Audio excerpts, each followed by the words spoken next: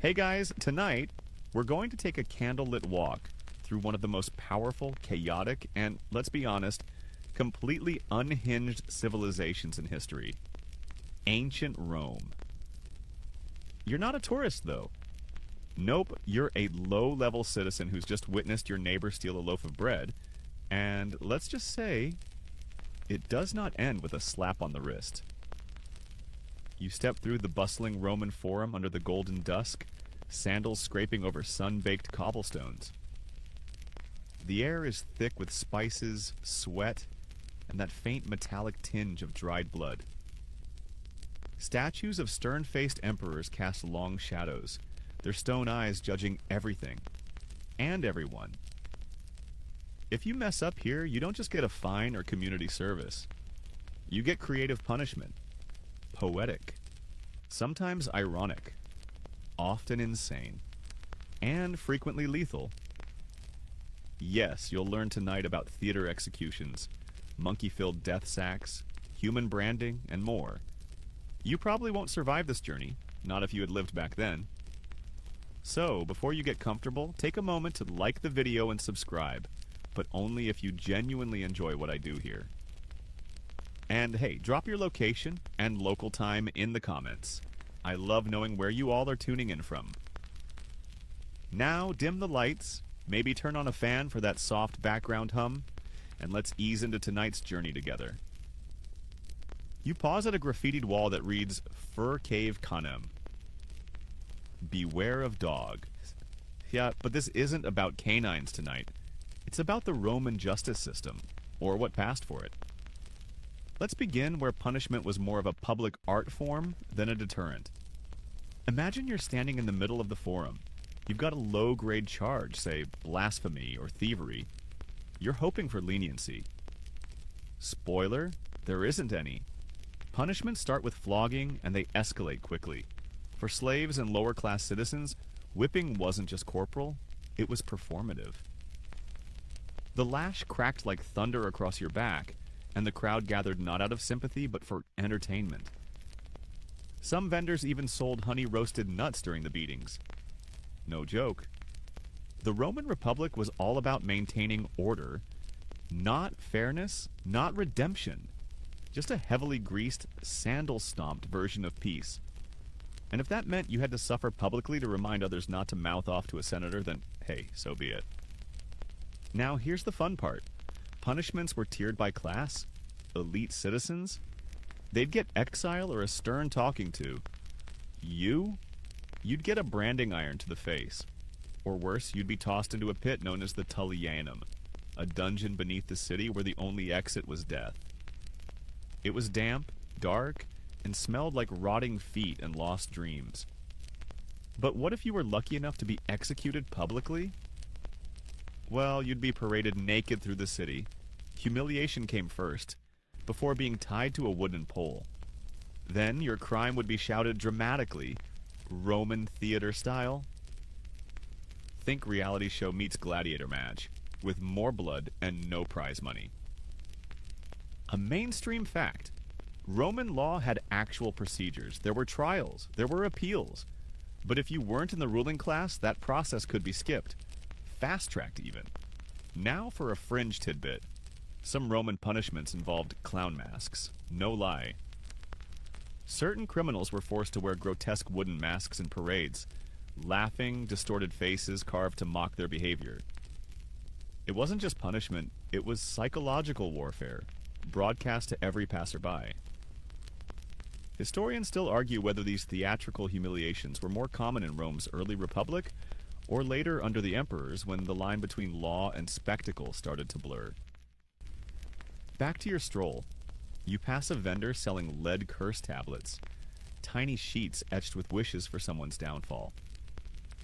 Romans believed in justice, yes, but they also believed in stacking the odds with a well-placed hex. Imagine slipping a curse into someone's tomb and walking off whistling like it's just another Tuesday. Let's stop for a second. You glance down a side alley and see a man being dragged by guards. He's sobbing, shirtless. People don't flinch. Some even laugh. You're reminded, Rome isn't about rehabilitation. It's about hierarchy. If you cross the line, you aren't pulled aside. You're made an example of. And this isn't even the worst of it. We're just warming up. Because coming up next, people get cast in plays where their role is to literally die on stage, but we're not there yet.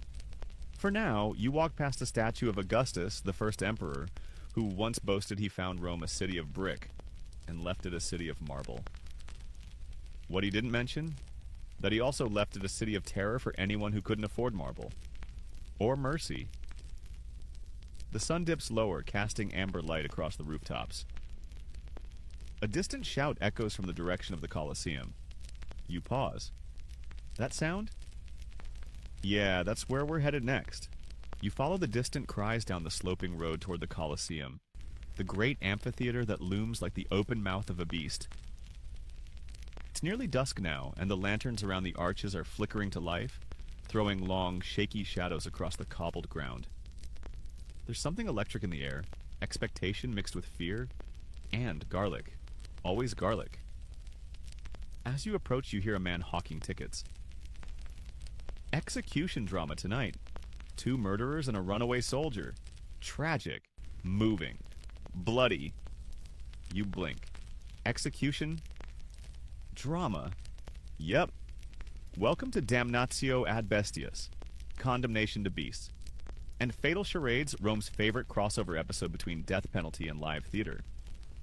You edge through the crowd, the crush of bodies pressing in, the smells of wine and roasted chickpeas drifting past your nose. You find a seat, or at least a patch of stone, high enough to see but far enough that no blood will reach your tunic. Priorities. The Emperor isn't here tonight, but his likeness is painted on a banner fluttering above the arena. His absence doesn't lessen the pomp. Trumpets blare. A herald announces the cast. 3 condemned men are let in, dressed in absurd mock costumes. The crowd cheers. One man is dressed as Orpheus. He will perform the myth of taming animals with his music. But surprise, there's no lyre. And the lions are very, very real. This wasn't punishment in the modern sense. It was pageantry. It was a lesson wrapped in blood and drama. The Roman crowd adored seeing stories acted out with actual deaths.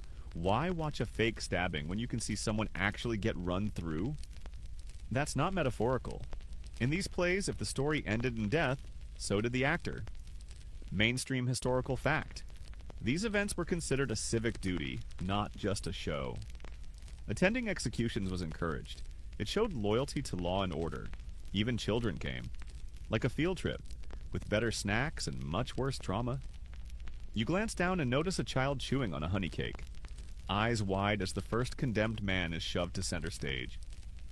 The Orpheus impersonator lifts a hand, possibly in prayer, possibly in surrender. The gate creaks open. Out strolls a lion, massive and golden, bored and elegant. For a moment, the crowd is silent. Then the man tries to sing, his voice cracks, and the lion lunges. The silence shatters into applause. You don't look away. You can't. Here's the fringe tidbit. Sometimes these roles were chosen with irony. A man who'd stolen from a temple might be forced to reenact a scene from mythology, like Prometheus being eaten by birds. And yes, they used real birds. Vultures, trained for the job, or at least bribed with meat. Historians still argue whether this level of cruelty was a reflection of Rome's depravity, or its attempt to fuse civic punishment with cultural myth. Was it a sign of sophistication or collapse? Back in the arena, the next actor is dressed as Daedalus, the inventor who escaped Crete with wings of wax. The props are laughable, feathers glued to a wooden frame. The script ends with his fall. You already know what that means. The executioners drag him up a ladder built into a scaffold above the arena floor. A hush settles. And then he's pushed. The landing is ugly. The cheers are not. You shudder, because the last act is the worst. The final condemned man is meant to represent a traitor from Rome's recent civil wars. The crowd is especially hungry for this one. He's stripped naked, smeared with animal fat, and tied to a rotating wheel. A burning chariot will chase him in circles before the final kill. It's absurd. It's horrifying. It's working exactly as intended.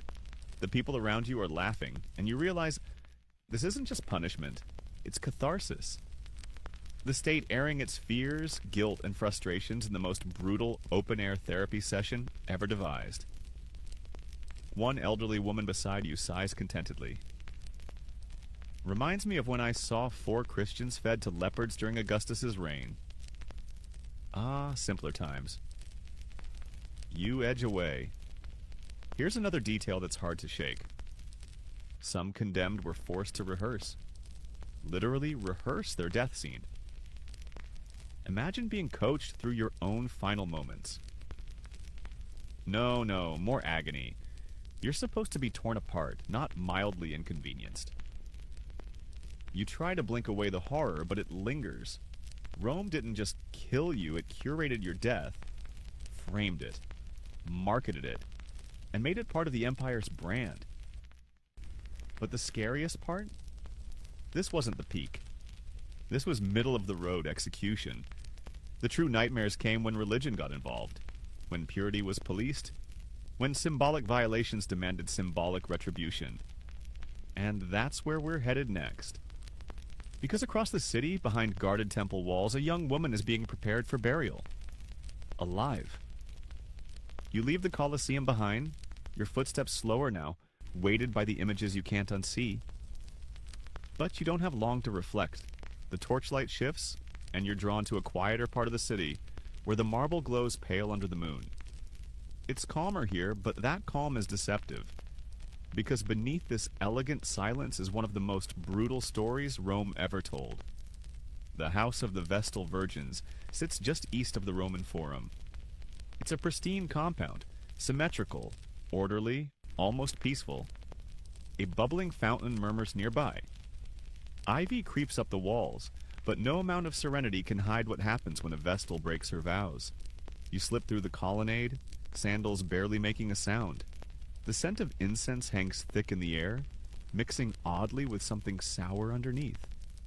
Something like fear. Here's the thing about Vestals. They were chosen young, around 6 to 10 years old.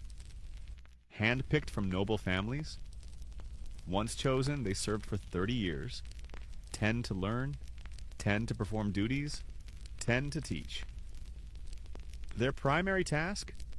Keep the sacred flame burning in the Temple of Vesta, a literal fire that symbolized the life of Rome itself. But the other rule? Stay chaste. No relationships, no men, no exceptions. And if a Vestal broke that vow, she wasn't whipped, or banished, or even killed in the typical Roman fashion. No, she was buried alive, because spilling a Vestal's blood was forbidden. Too holy, too risky. So instead, they put her in a tomb, and let nature do the rest. Tonight, you witness this rare ritual unfold. Mainstream historical fact. Only a handful of Vestals are recorded as being punished this way, but the fear of it loomed large. It was one of the few crimes the Pontifex Maximus, the high priest, could judge without trial. His word was final. The procession begins. You hear drums, slow, steady, mournful. The condemned Vestal is veiled, dressed in funeral white, her face hidden. She walks barefoot. The crowd is silent. This is no arena execution. This is sacred. You follow the trail to the Campus Sceleratus, the field of the wicked just outside the city walls. A chamber has been dug. A narrow stair descends into darkness. At the bottom, a bed, a lamp, some bread, and water. Enough to technically avoid bloodshed. Enough to prolong the inevitable. The Vestal is led to the mouth of the pit. She does not cry. She does not plead. That's part of the ritual, too. Stoicism. She disappears into the earth. A moment later, the opening is sealed. Not with violence, but with stone. And just like that, she's gone. The fringe tidbit here? In some versions, the man she supposedly slept with would be whipped to death in public, or worse, torn apart by beasts. Because punishing purity wasn't complete unless everyone paid the price. Historians still argue whether these deaths were always real or whether some were political smokescreens, designed to remove a troublesome woman or silence a scandal brewing in the upper ranks of the clergy. You walk back through the temple grounds. The flame in the Temple of Vesta flickers, steady, untouched by scandal. That's the point. The punishment was never about the woman. It was about the illusion. Rome had to be pure, at least on paper. And let's be honest, Romans were obsessed with symbols. That's why for crimes against the family, especially patricide, they didn't just kill you. They turned your death into a cosmic joke and stuffed you in a sack with a bunch of animals. You pause at the edge of the forum, already feeling a little claustrophobic. Because you know what's next. It's time to meet the Pona Colei.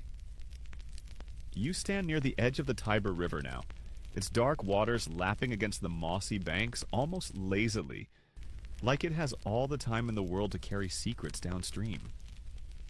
Roman lamps cast their glow across the rippling surface, and the breeze carries the faintest whiff of wet leather and something that smells suspiciously like monkey. No, seriously, monkey, because tonight you're about to witness one of the most infamous punishments Rome ever devised, poena colei, the punishment of the sack. And not just any sack. This one's got roommates. First, let's talk crime. Poena colei was reserved for one thing and one thing only: patricide, killing your own father. Now, Romans didn't mess around when it came to family. Your paterfamilias, your father, was more than a parent. He was a living god in the household, legally able to disown you, sell you, even execute you. So, to strike him down was to upend the entire Roman cosmic order. And Rome? Oh, Rome loved cosmic order. So naturally, the punishment had to be symbolic, theatrical, and utterly bonkers. Here's how it worked. You, the condemned, are stripped naked, because of course, and flogged with blood-stiffened rods until you're half-conscious. Then you're sewn into a massive leather sack, but not alone. Oh no. You're joined by a dog snarling and panicked, a rooster flapping and clawing, a monkey confused and probably angry, and a viper coiled and twitching. All of you are shoved in together. The sack is stitched shut, hauled onto a cart, and wheeled to the river. And then, splash. You sink. Fast. With 4 terrified, furious animals. Welcome to the worst group therapy session in history. Mainstream historical fact, this wasn't just myth. Roman law codified it. Lex Pompeia de Parricidius. There are even court records detailing its use. And each animal was chosen for symbolic reasons. The dog, for betrayal. The rooster, for vigilance lost. The monkey, for chaotic mimicry. And the snake, for cold, murderous treachery. You watch from the shore as tonight's sack is dragged out. The condemned man is pale, trembling, muttering what might be a prayer, or a desperate apology to a ghostly father figure. He's forced to kneel. The animals are caged nearby, twitchy and alert. A priest reads a final droning curse. Then the stitching begins. One by one, the beasts are shoved in. The dog barks frantically. The monkey shrieks. The rooster flails. The viper is last, dropped in like an exclamation mark. The sack writhes. A soldier grunts and hoists it with 3 others onto a cart. The crowd watches in eerie silence as the cart rumbles toward the river. No applause, no laughter, just a deep discomfort. Because this punishment wasn't about spectacle. It was about cosmic horror. You feel it in your gut. The Romans believed the world was meant to have structure. The family, the gods, the laws. Break that structure and the universe had to be rebalanced. Even if it meant being tied up with a monkey and chucked into a river. Fringe tidbit? In earlier versions, a badger was used instead of a monkey. Less agile, more bitey. But eventually the monkey won out. Likely imported from North Africa, and seen as a creature so close to man that its presence in the sack was especially disturbing. An uncanny echo of the criminal's own twisted reflection. Historians still argue whether poena culae was regularly enforced, or if its elaborate nature meant it was mostly a threat. An ultimate deterrent. But written accounts pop up well into the imperial era, including one during the reign of Hadrian. As the cart reaches the riverbank, the sack is unceremoniously rolled off.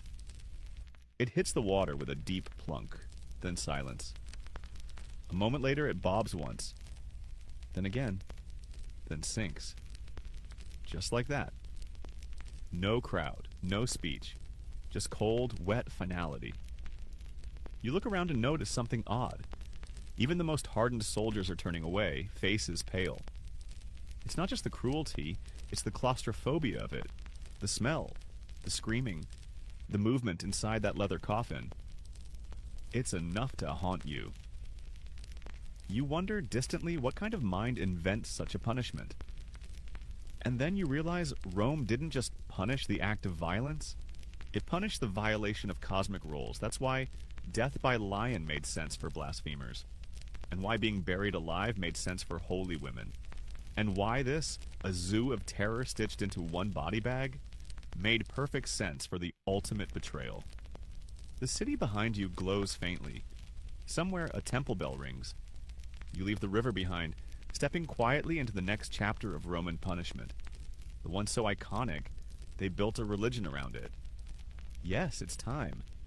You're headed to a hill called Golgotha, and you're about to learn why crucifixion was the slowest, cruelest stage Rome ever built.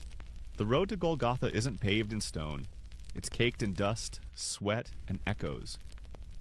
You walk slowly now, sandaled feet dragging through the ash-colored soil outside the city gates, where the land rises into small, dry hills. The sun has dipped, but the air still radiates the heat of the day, and the scent of iron and wood hangs heavy. This isn't a place Romans talk about much in their literature. It's not dramatic like the Colosseum, not sacred like the Temple of Vesta. It's too raw, too ugly, and that's saying something, because you're now standing at the edge of the empire's most excruciating invention, crucifixion. The word alone curls into your spine like a splinter. It's a punishment so brutal, so slow, and so humiliating that Romans didn't even apply it to their own citizens, unless, of course, you really ticked off someone important. Usually it was for slaves, rebels, foreigners, and the truly unlucky. Mainstream historical fact. Crucifixion was not a Roman invention. It had older roots used by the Persians and Carthaginians, but Rome perfected it, industrialized it, made it the punishment of record for those who needed to suffer publicly, visibly, and for as long as possible. You shuffle toward the execution site. Wooden beams lie in a heap near a small cluster of soldiers drinking watered wine and laughing too loudly. They've done this before dozens of times, hundreds. Nearby, a man hangs from a cross. He's not alone. 3 others sag limply on either side. It's quiet now. Death is slow but steady. Buzzing flies form halos around their faces. You learn quickly that crucifixion wasn't about quick justice. It was designed to stretch death, to drag it out across hours, even days. The condemned were usually flogged first, with a flagrum, a whip tipped with metal or bone shards. It tore through skin, fat, muscle. Blood loss alone could kill a weaker man. But that wasn't the goal. The real show began after the flogging. You're watching it now. Another prisoner, barely conscious, is being hoisted onto a beam. His arms are pulled apart and tied down, or sometimes, if they wanted to make a statement, nailed through the wrists. Not the palms. The wrists supported weight better. Then came the feet, either nailed separately or stacked and driven through with a single iron spike. Once secured, the cross was raised and dropped into a hole in the ground. The sudden jolt tore muscle, dislocated joints, made breathing a game of endurance. Fringe tidbit. Roman executioners sometimes added a small wooden seat, sedile, so the condemned could rest. But it wasn't mercy. It prolonged suffering by preventing asphyxiation. You hung there, lifting your body just enough to gulp air, over and over, until you couldn't. Historians still argue whether these seats were standard practice or only used in certain provinces. Some accounts mention footrests. Others describe bent knees. The precise method varied, but the intent never did. Because crucifixion wasn't just about killing you, it was about unmaking you. You were stripped naked, mocked, spit on, hung high enough that your slow death became a billboard for imperial justice. No one left without getting the message. Don't mess with Rome. You step closer now as a soldier shouts at a man trying to give water to one of the dying. The soldier smacks the cup away. Not allowed. The thirst is part of the process. So is the sunburn, the cramping, the flies, the slow, grinding exposure. Sometimes birds came. You look up and see one now, a vulture circling lazily, waiting. You wonder what thoughts go through a person's mind in hour 7. Or hour 14. What memories rise. What regrets scream. The crucified man to your left is still breathing somehow. His eyes flutter open, glassy and unfocused. You're not sure if he even sees you. And then he speaks. A whisper, not a plea, not a curse. Just a name. Someone he loved, maybe. Someone long gone. And now he's going too. You step back, because there's nothing you can do. And the soldiers, they're already preparing the next. You turn and walk away, your body aching in sympathy, the image of stretched arms and twisted limbs carved into your memory like a chisel in stone. Rome didn't waste executions, it sculpted them, which is why in some cases fire was added to the canvas. And ridicule. And shame. Because if you thought crucifixion was bad, wait until you see what happens when they light you on fire for laughs. You head back into the city proper, but something feels different now. Heavier. Like you've seen too much already and Rome isn't even halfway done with you. The streets are quieter than earlier, the stone beneath your feet still warm but cooling fast. Somewhere nearby, music plays. Gentle strings from a lyre. But it can't mask what you're about to witness. Because now, the punishment isn't about divine law or cosmic betrayal. It's about making you a punchline. You find yourself in the Subura, the working-class, tightly packed district where gossip flies faster than arrows, and everyone's business is everyone else's problem. People here don't just survive. They scowl, barter, and invent insults faster than poets. And in this noisy, messy sprawl, Rome perfected the fine art of public humiliation. Tonight's performance? A condemned man accused of treason and arson, though the specifics don't seem to matter much. What does matter is what he's wearing, a bizarre tunic soaked in oil. Not for warmth, for ignition. This is the infamous tunica molesta, the annoying shirt, if you want to translate it literally, though lethal hoodie might be more accurate. It was tight, itchy, and made of flammable material.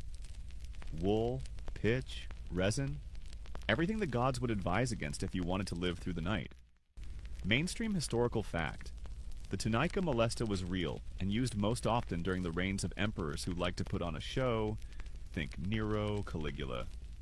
You'd be dressed in it, tied to a stake in the center of a crowded plaza, and lit up like a cursed lantern. But here's the twist. It wasn't just the fire, it was the laughter. Because while you burned, the crowd cheered. Some even told jokes. Musicians played. Poets improvised terrible verses. One time, according to whispers, a mime reenacted the condemned man's crime, while he was still alive and screaming. You see the crowd starting to form now. Lanterns are lit. Children climb onto barrels to get a better view. Someone's selling dates and spiced wine. And at the center, the man in the tunic is tied to a post, breathing fast. It's theatrical. Always theatrical. That's the Roman way. You try to look away, but it's impossible. The executioner circles the man once, douses him again with oil, then steps back. A single torch is all it takes. Whoom. Flames race up the tunic, catching like dry grass in a summer field. The man shrieks, a terrible raw sound that catches in your throat. And still, The crowd laughs. Fringe tidbit? Some versions of this punishment included a fake chariot race where the condemned was dragged in the flaming tunic behind a horse, just to really drive home the comedy. Others were encouraged to dance as they burned, their feet given just enough slack to move. Historians still argue whether these spectacles were officially sanctioned by the Senate, or if they were more ad hoc, driven by public hunger for novelty. What's clear, though, is that the goal was not justice. It was humiliation. Final, fiery, and unforgettable. The fire dies down, the music fades. The smell, charred cloth, burnt hair, cooked meat, lingers. But the crowd, already moving on. The vendor packs up. The kids jump off their barrels. And you try to breathe through your mouth. Rome didn't invent gallows humor, but it refined it into a public institution. You drift away and your path winds you near the Cloaca Maxima, Rome's ancient sewer system. The stench is indescribable, and you brace for something truly disgusting. You're right, because next up is what happens when Rome decides your punishment isn't death, or fire, or pain. It's waste management, literal filth. Welcome to the unholy life of the toilet slave. You knew it had to happen eventually. Rome couldn't be all marble columns and golden togas forever. And here it is. The stench hits you before the sound does. A ripe, humid funk that clings to the back of your throat like spoiled fish wrapped in dirty linen. You're standing near the great Cloaca Maxima, the ancient sewer of Rome. A marvel of engineering, sure. But tonight it's your descent into a different kind of hell. Because not all punishments in Rome ended in flames or swords. Some dragged on, day after day, shift after shift. Welcome to the least glamorous sentence of all, latrine duty. You peer into the opening of a public toilet. Latrina publica, a long stone bench with evenly spaced holes. Beneath it, a rushing stream of sewage gurgles in the dark. The place is dimly lit, the walls damp, the air steamy in the worst possible way. And you're the guy with the sponge on a stick. Mainstream historical fact. Public toilets in Rome didn't use toilet paper. They used tersorium, a sea sponge attached to a stick, kept in vinegar water. Users wiped themselves with it and passed it on. Imagine being the one who had to clean that. Repeatedly. As punishment. This wasn't a one-time sentence. For petty crimes like unpaid debts, petty theft, or insulting a magistrate, you might be sentenced to latrine duty for months, or years, or forever. The pay? Nothing. The respect? Non-existent. The working conditions? Oh, delightful. Rats the size of house cats. Moldy walls, and the ever-present danger of methane buildup, which meant that sometimes the sewer exploded. Imagine being on shift when that happened. No, really, imagine it. Fringe tidbit? Some punishment latrine workers wore small wooden tags around their necks that read, Ex Damnatus, from the condemned. It marked them publicly, a scarlet letter carved in oak. You lean against a slimy wall and watch a condemned man at work. He's hunched, scraping out a drainage tunnel with a flat iron trowel, singing softly to himself. Not because he's happy, but because the rats don't like singing. Apparently, it scares them off. You think he's joking. He's not. Across from you, another worker is elbow deep in a barrel of vinegar water, rinsing out the communal sponges. The smell could kill an ox, and yet, there's something more chilling here than in all the fire and blood you've seen.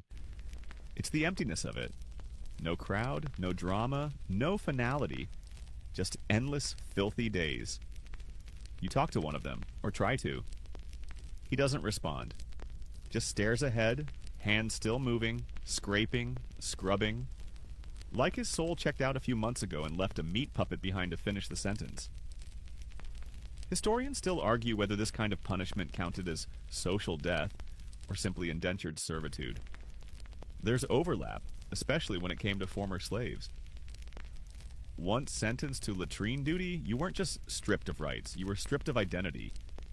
You were no longer a citizen. You were infrastructure. And the thing about infrastructure, it doesn't get remembered. You take one last look down the tunnel. Water trickles somewhere in the dark. A rat skitters past your foot. And that sponge, oh gods, that sponge is still sitting in a bucket, waiting for its next victim. You leave quickly, but you don't forget. And now you're ready for something with more fire and drama, right? Well, not quite. Because now you're going to learn what happens when Rome doesn't want to burn you or bury you. It wants to mark you, literally and painfully. Next up, branding irons, metal collars, and the slow burn of being permanently property. The further you walk from the sewers, the colder the night air feels against your skin. Like even the breeze wants to wash itself clean of what you just saw. The scent of filth fades, but not your unease. Because tonight, Rome isn't done punishing the body. It wants to punish the identity. You've made your way to a slave market near the Tiber. The stalls are mostly empty now, the auction's long since ended. But a few unlucky souls remain chained to posts, lit by flickering torches and watched by guards too bored to care. This isn't a punishment in the theatrical sense. There's no audience, no applause. Just quiet suffering. Because for slaves, punishment wasn't an event. It was a lifestyle. And the most common tools? Collars, irons, brands. You stop at the edge of the market and watch a scene unfold. A runaway slave, maybe 18, maybe 30, hard to tell with the grime, is dragged forward by two men, his eyes dart, wild and exhausted. He was caught yesterday, hiding in a barn near the Aventine. Lucky for him, the owner spared his life. Unlucky for him, the owner decided to make a statement. Mainstream historical fact. Runaway slaves in Rome were branded, often on the forehead, with letters like F-U-G, fugitivus, meaning runaway. Some owners chose the word V-E-T, for sale again, or worse, something humiliating like C-R-I-M-E-N, criminal. The branding was done with red-hot irons, pressed directly to the skin while the slave was shackled in place. The guards here don't seem hurried. They heat the iron slowly, rotating it over coals until it glows a dull orange. The slave trembles, not from fear of pain, but from certainty of it. There's no escape. No final act. Just the knowledge that from this moment forward, everyone will know. Fringe tidbit. Some slaves, desperate to erase the brand, tried self-surgery. Burning, peeling, even tattooing over the mark. But Rome saw that coming and passed laws against it. You couldn't just erase the past. Rome wouldn't let you. The guard presses the iron to the boy's forehead. A hiss, a scream, the smell of scorched skin, then silence. You want to look away, but you don't. Because in that moment, the boy didn't just lose a layer of flesh. He lost his anonymity. Collars were no better. Heavy, iron, rusted. Some were inscribed with warnings. One famous example read, "I have run away. Capture me. Return me to my master Zoninus." Imagine wearing your failure like a necklace. Forever. Historians still argue whether branded slaves were common throughout the empire, or if this was more typical in cities like Rome or Ostia. Some believe the practice declined during the Christian era. Others point to evidence that it simply became more discreet, not less cruel. You sit beside an older man who wears both a brand and a collar. He's not crying, he's just empty. His gaze drifts across the river as if remembering a different life. A life before chains.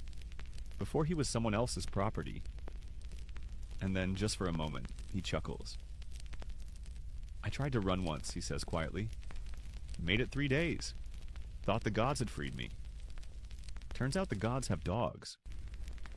It's a joke. Kind of, but it lands. Because in Rome, freedom isn't just about escape. It's about erasure. And the impossibility of it. Even if you flee, even if you're never caught, your body keeps the memory. A scar, a burn, a nameplate hammered into the bone. And if that body ever returns to Rome, justice has a long, cruel memory.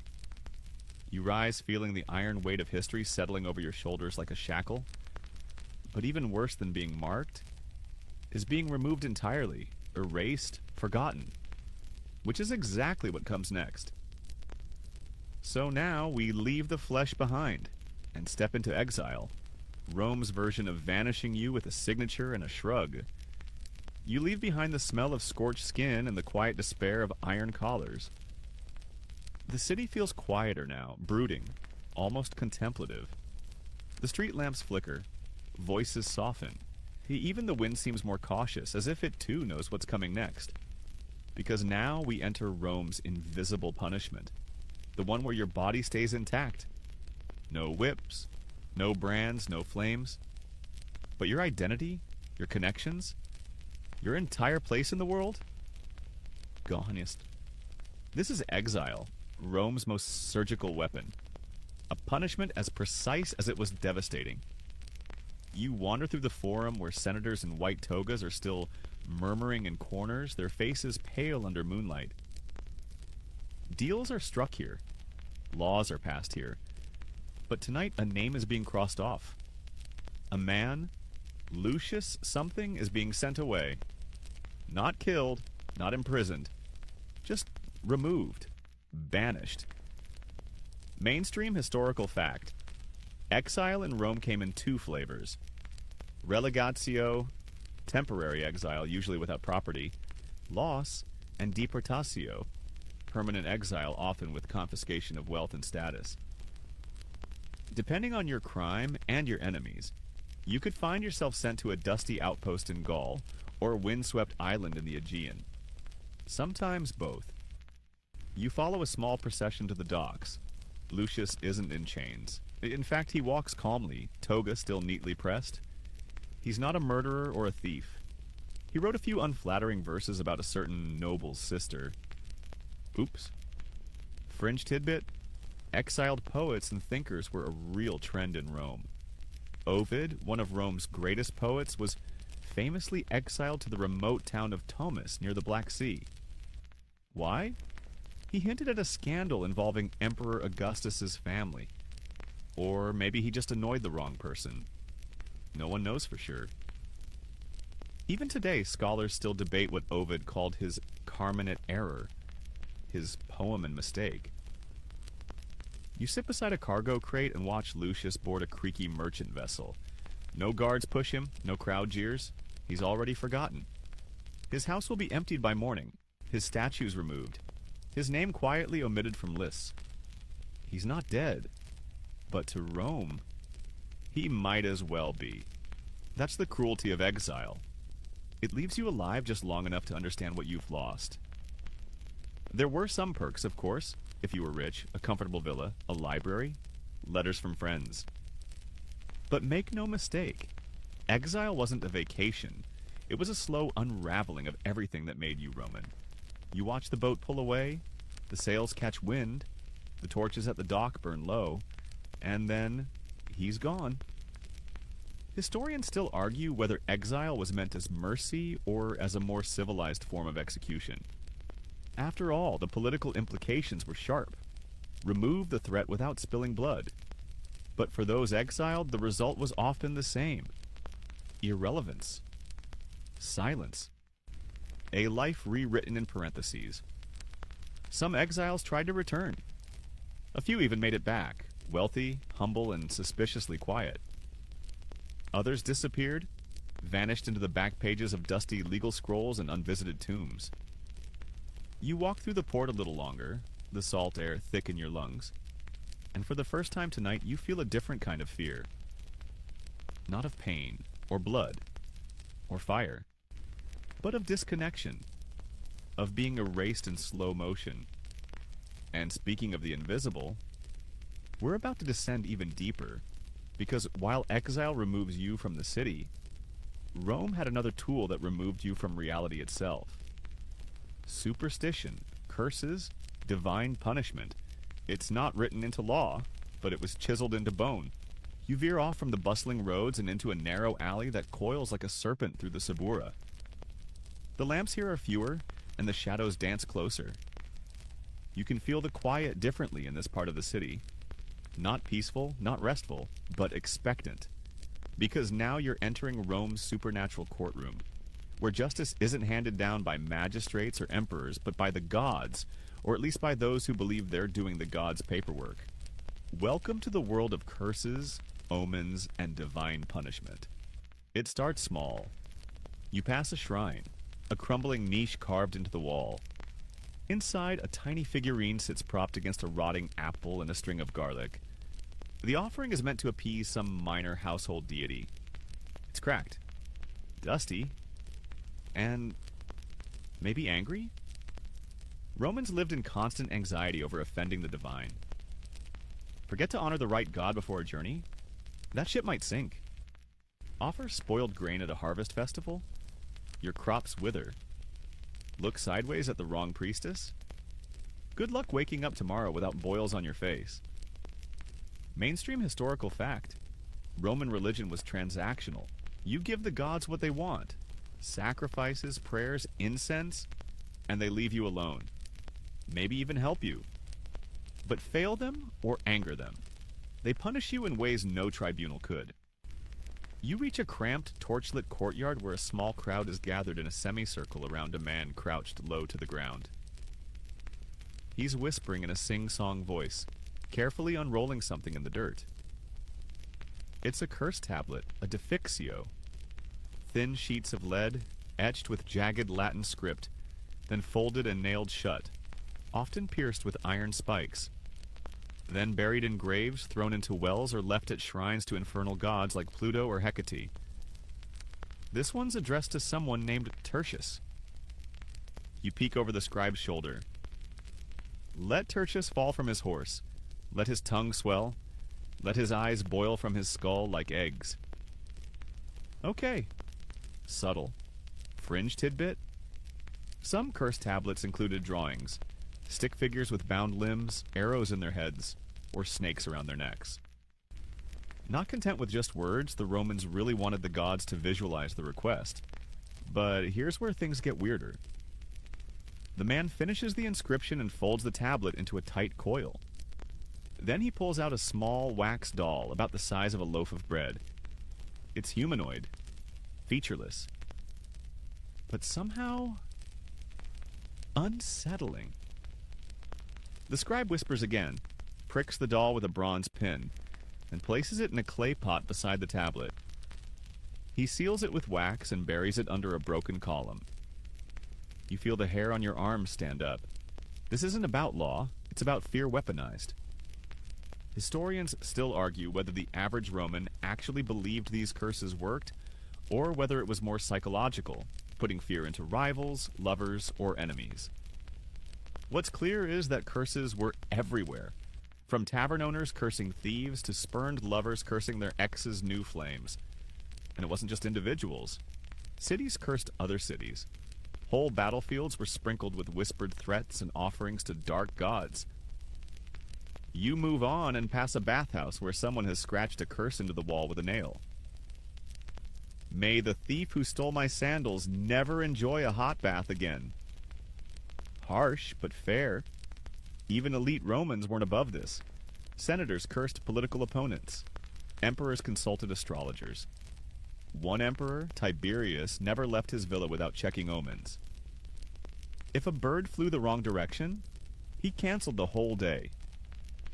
You pause near a crumbling altar to Mercury, the god of messages and trickery. Someone's left a jar of honey, a coin, and, curiously, a chunk of what looks like hair. Not yours. Hopefully. But divine punishment wasn't just for thieves or lovers. If an entire family fell from favor, bad harvests, dead children, political ruin, it was assumed they'd offended the gods. That their punishment wasn't legal or personal, it was cosmic. And if you were cursed, there was no appeal, no trial, no tribunal of wise old men. Only the slow dread of waking up each day wondering if today's the day the curse kicks in. You walk on, trying not to step on the dried remnants of what may or may not be a ritual circle. There's chicken blood. Maybe. Feathers. Definitely. You don't ask questions. You just keep walking. And as you do, a thought creeps in. What if you've been cursed? What if watching all this marks you? No matter. You're already in too deep. Because if divine punishment was the shadowy, back alley side of Roman justice, then political punishment? That's the main stage. And the next act has poisoned wine, fake forgiveness, and executions by invitation. You leave the dark alleys behind, stepping back into the glow of torchlit colonnades and marble facades. The air smells cleaner here, of olive oil and fresh plaster. But don't be fooled. This isn't mercy. It's just a different kind of poison. Because now, you're walking straight into the Roman elite's favorite form of punishment. Politics.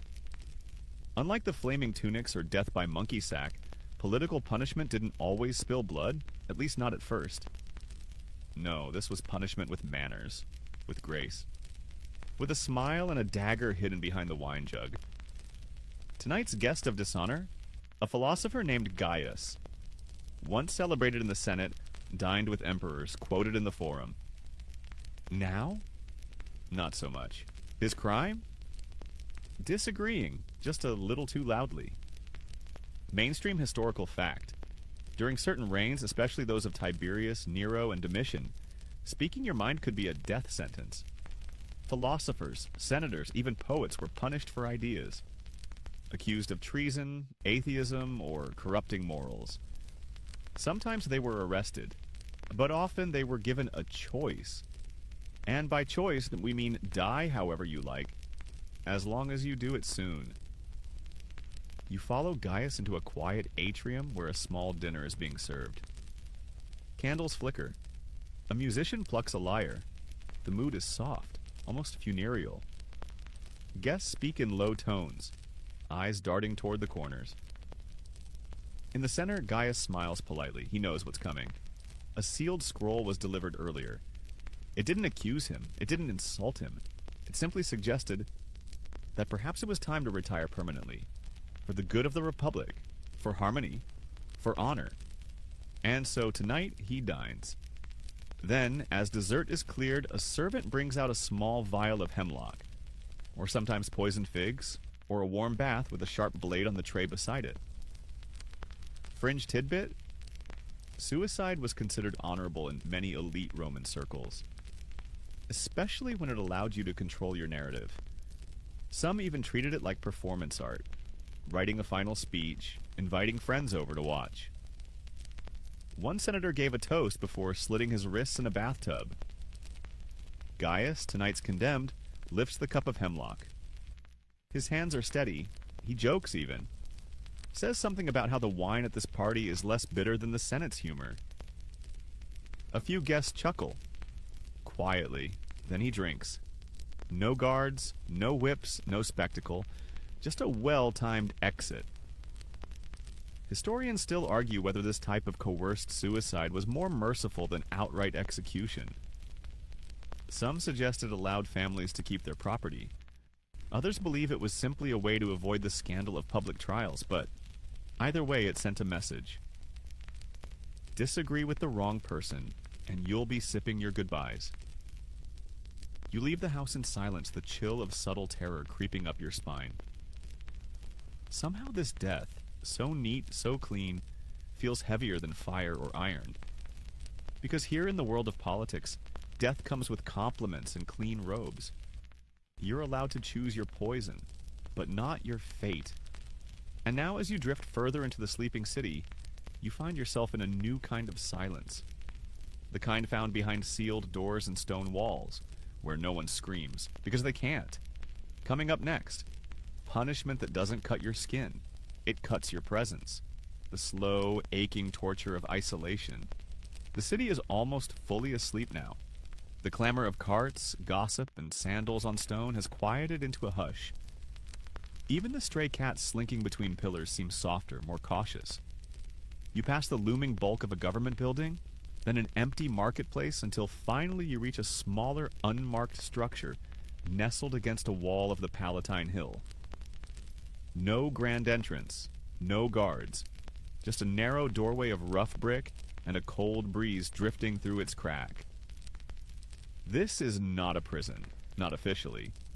This is where people are meant to disappear. Tonight, you'll meet those who have been sentenced not to fire or blood, but to nothing at all. Welcome to Rome's quietest, cruelest punishment, solitary confinement. A sentence so simple in theory, yet devastating in practice. Not pain, not shame, just silence. Mainstream historical fact. While Rome preferred public punishments, there were recorded instances of isolation used for political prisoners, disgraced nobles, or those deemed too dangerous to kill, but too inconvenient to leave free. These weren't dank dungeons full of rats and chains. They were quiet, stone rooms, sometimes just a closed door. He's not alone in this punishment. Somewhere beneath the Senate, under the Temple of Saturn, beneath old baths and disused temples, rooms like this exist. No names, no records, just time. And time is the real punishment. Fringe tidbit: some isolation chambers were rigged with stone doors sealed from the outside. No handles, no locks, just slabs lowered into place with levers. You couldn't even pretend to leave. The symbolism was clear. You're not a prisoner. You're a forgotten object. Calvus hasn't spoken to anyone in days. He doesn't know if it's morning or night. His food comes through a slot once a day. No words, no faces. You ask the scribe how long he's been here. The scribe shrugs. Long enough for his birthday to stop mattering. Historians still argue whether this form of punishment was ever formalized into Roman law, or if it was used on an ad hoc basis by powerful families and military tribunals. What's clear is that for certain men too famous to execute, too dangerous to free, erasure through silence became the preferred method. No blood on anyone's hands, just absence. You sit beside Calvus for a moment, breathing in the stillness. He blinks slowly. Then, as if startled by his own voice, he murmurs something. I used to laugh. It's not sad, not angry, just factual. And that's what Rome understood about punishment. Pain fades. But removal? That lingers. And just when you think it can't get worse, that's when you learn that Rome didn't stop at the body. Or the soul. Rome went after your legacy. Next up, the terrifying sentence of damnatio memoriae, where Rome doesn't just kill you, it tries to erase the very idea that you ever lived. You emerge from the silent chamber and step back into the night. Rome feels different now, still familiar, still vast, but tinged with something darker. A city of echoes. A city of memory? Or rather, what's left of it. Because while isolation steals your present, damnatio memoriae goes after something far worse. Your legacy. You don't just vanish, you're scrubbed. From records, from stone, from statues, from the mouths of anyone who dares whisper your name. You walk past a crumbling column and pause. A rectangular patch has been chiseled out of the marble, a scar where a name used to be. You see them everywhere now, like old wounds that never fully closed, statues with blank plaques, mosaics missing faces, coins defaced with rough scratches. Welcome to the erasure of memory. Mainstream historical fact. Damnatio memoriae, Latin for condemnation of memory, was a formal Roman punishment reserved for traitors, disgraced emperors, or anyone who had fallen spectacularly out of favor. The Senate could decree it. Families could request it. The result? Systematic obliteration of your existence. No tomb, no tribute, no name carved in triumph. Just stone where your face used to be. You find yourself at an old forum wall. The outlines of a fresco are still visible. But the central figure a man once honored, maybe adored, is now just a smudge. Someone took a chisel to his face, his hands, his name. over and over, until he became a ghost with no origin. And it wasn't enough to just erase you physically. Your descendants, stripped of inheritance. Your allies, pressured to disavow. Your writings, burned. Your memory, forbidden to be spoken aloud. Fringe tidbit? Some families, terrified of being associated with the damned, rewrote family trees, forged documents, and even renamed children to avoid being linked to the cursed. It worked, sometimes. Historians still argue whether damnatio memoriae was ever fully effective. After all, the act of erasure leaves traces. Chiseled marks, awkward gaps, whispers in backrooms. Ironically, many of those erased are remembered precisely because they were erased.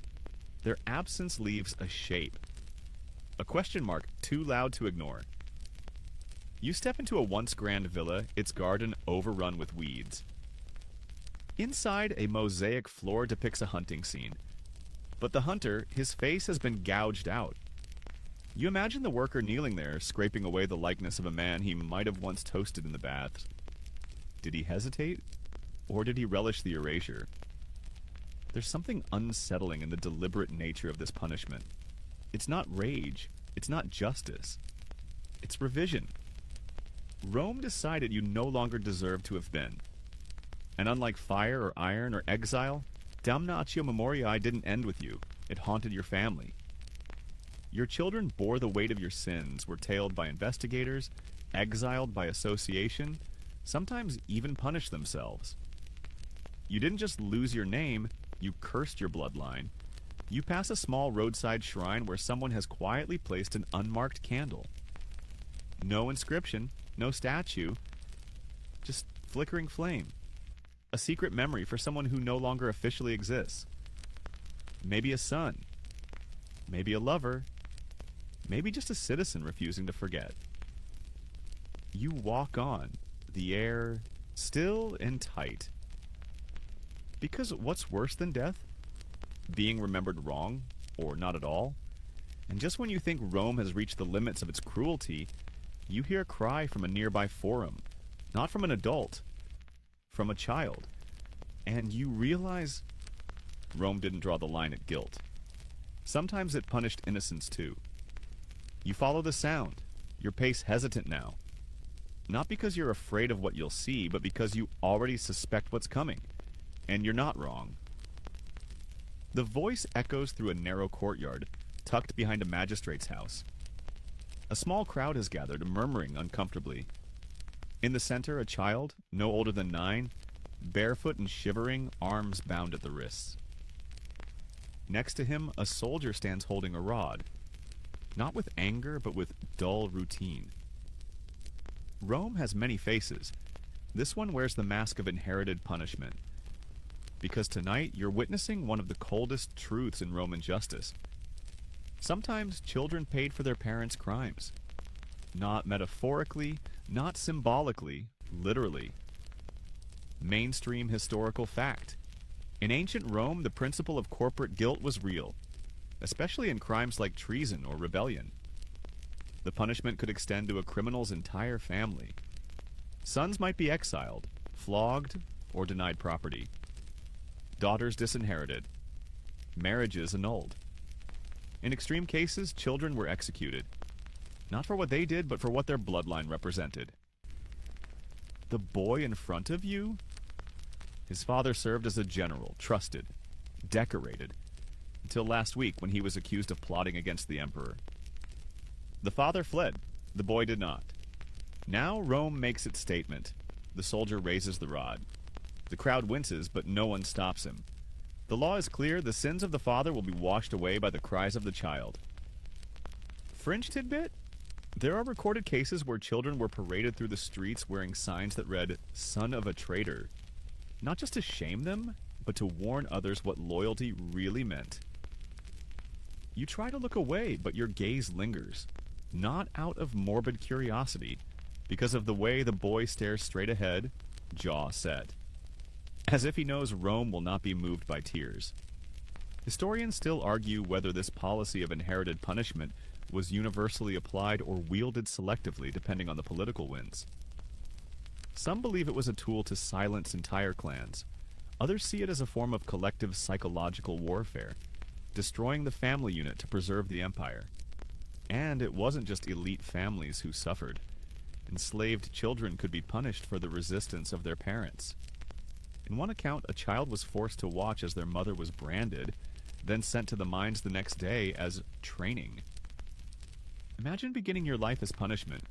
You pass another alley where a group of teenage boys are shackled together, sons of a recently arrested merchant accused of tax evasion. Their sentence? Public labor for 10 years. 10 years. For being born? You think about what kind of man each of them will become, what kind of trust they'll hold in law or justice or kindness. One of them, smallest of the group, sees you watching. He smirks. But it's not arrogance. It's armor. The only shield he has left. Because in Rome, survival was often inherited. But so was blame. You walk away slowly now, each step heavier than the last. Because the city is beginning to fade. You've seen almost everything. Flames, iron, silence, exile, gods and ghosts.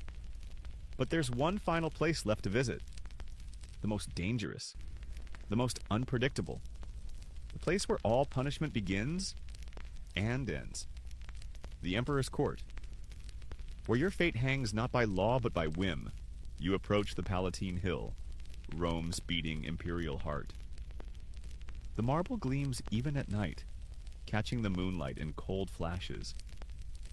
Guards in crimson cloaks stand like statues, breathing armored statues with very real spears. Past them, the entrance to the Domus Augustana yawns open like a lion's mouth. Inside, everything smells of cedar, oil, and power.